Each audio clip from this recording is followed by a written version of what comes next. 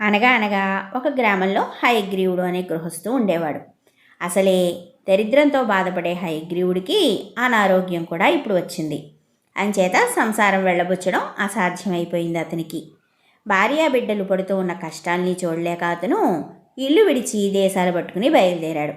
ఎక్కడైనా ఇంత సంపాదించగలిగితేనే ఇంటికి తిరిగి రావాలని, లేకపోతే దేశాలు బట్టి అట్నుంచటే వెళ్ళిపోవాలని అతని ఉద్దేశం. బక్క చిక్కి బలహీనంగా ఉన్నవాడికి ఎవరిస్తారు పని? అంచేత హయగ్రీవుడికి ఎక్కడా పని దొరకలేదు. పూర్తిగా జీవితం మీద హయగ్రీవుడు విరక్తిని పొందేసి ఒక అరణ్యంలో ప్రవహిస్తూ ఉన్న నది దగ్గరికి వెళ్ళి అందులో దూకేశాడు.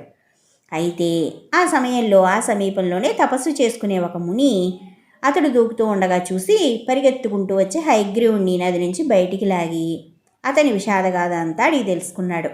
నేను నీకొక మంత్రం ఉపదేశిస్తాను.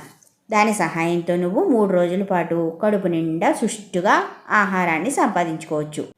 ఆ తర్వాత ఆ మంత్రం నీకు ఫలించదు. అంచేత నువ్వు దాన్ని మరింకెవరికైనా ఇచ్చేయి. మంత్రాన్ని ఇవ్వటానికి ఎవరూ దొరక్కపోతే దాన్ని అలాగే వదిలేయి. మంత్రశక్తి నీ చేతిలో ఉన్న 3 రోజులు మాత్రం సత్తువు కలిగించే ఆహారాన్ని తిని అలా సంపాదించుకున్న బలంతో ఎక్కడో ఒకచోట పని చూసుకుని హాయిగా జీవనాన్ని వెళ్ళబుచ్చు అన్నాడు. హయగ్రీవుడు సంతోషంగా ఇంటికి తిరిగి వచ్చి ముని చెప్పిన మంత్రం జపించి తమ ఇంటికి ఆ రోజుకి కావలసిన బియ్యం, పప్పు, కూరగాయలు, పాలు, పళ్ళు, వాటితో పాటు కావలసిన వస్తువులు, పెరుగు, నెయ్యి, వంట సామాగ్రి ఇలా వగైరా అన్నీ కొనుక్కున్నాడు. 3 రోజుల పాటు హయగ్రీవుడి కుటుంబం కడుపు నిండా భోంచేసింది.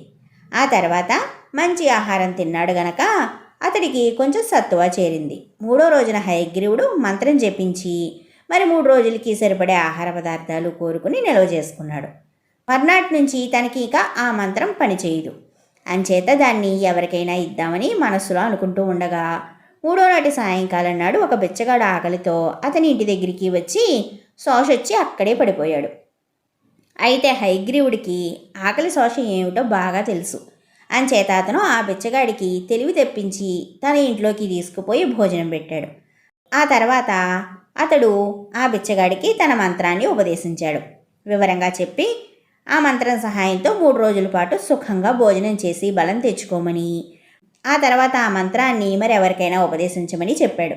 బిచ్చగాడు హయగ్రీవుడి దగ్గర అంతా ఒప్పుకుని హయగ్రీవుడు ఇచ్చిన మంత్రం నేర్చుకుని ఇంటికి వెళ్ళి దాన్ని జపించి ఒక బస్తా బియ్యం కావాలని కోరుకున్నాడు.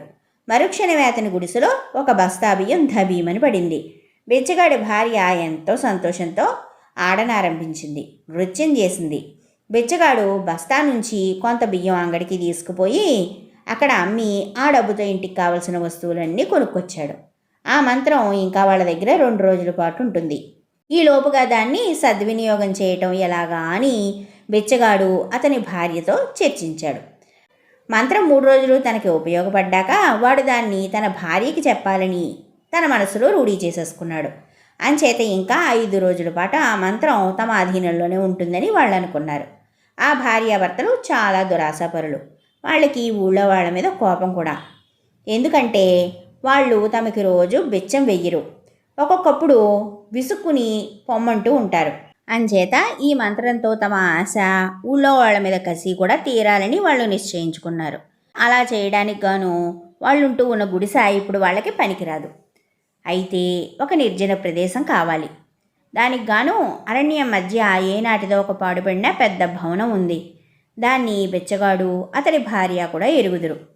వాడు తన భార్యతో ఆ భవనానికి చేరుకుని మంత్రం చదివి ఊళ్ళో ఉన్న వాళ్ళందరి ఇళ్లల్లోని బియ్యం అంతా కూడా ఇక్కడ చేరాలి అని కోరుకున్నాడు.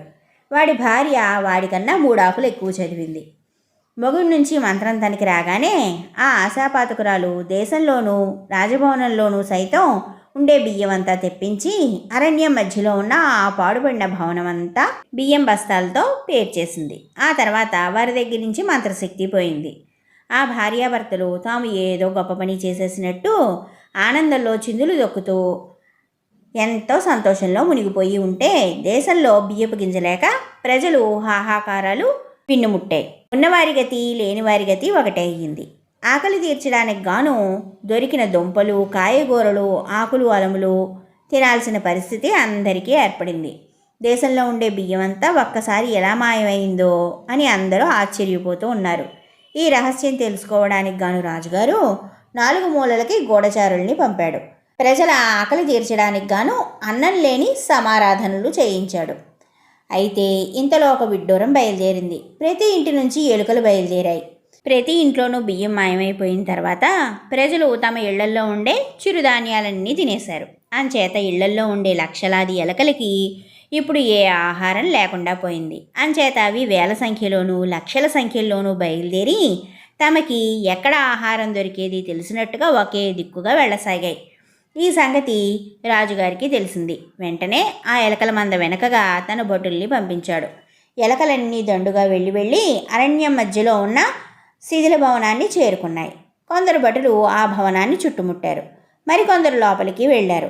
లోపలికి వెళ్ళిన వారికి అద్భుత దృశ్యం కనబడింది. భవనం నిండా ఎక్కడ చూసినా బియ్యం బస్తాలే. అవి వేల సంఖ్యలో దొంతర్లుగా పేర్చున్నాయి. అయితే రాజభటుల్ని చూడగానే బిచ్చగాడు వాడి భార్య అక్కడి నుంచి పారిపోవాలని ప్రయత్నించారు. కానీ భటులు వాళ్ళని పట్టేసుకున్నారు.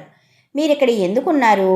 మీకు ఈ బియ్యం బస్తాలు ఎలా వచ్చాయి అని భటులు అడిగితే ఆ దంపతులు ఏం చెప్పలేదు కదా సరి మాట్లాడకుండా మౌనంగా ఉండిపోయారు. అంచేత భటులు వాళ్ళని వెంటనే తీసుకుపోయి రాజుగారి ఎదుట పెట్టి బియ్యం బస్తాల సంగతి అంతా రాజుకి వివరించారు.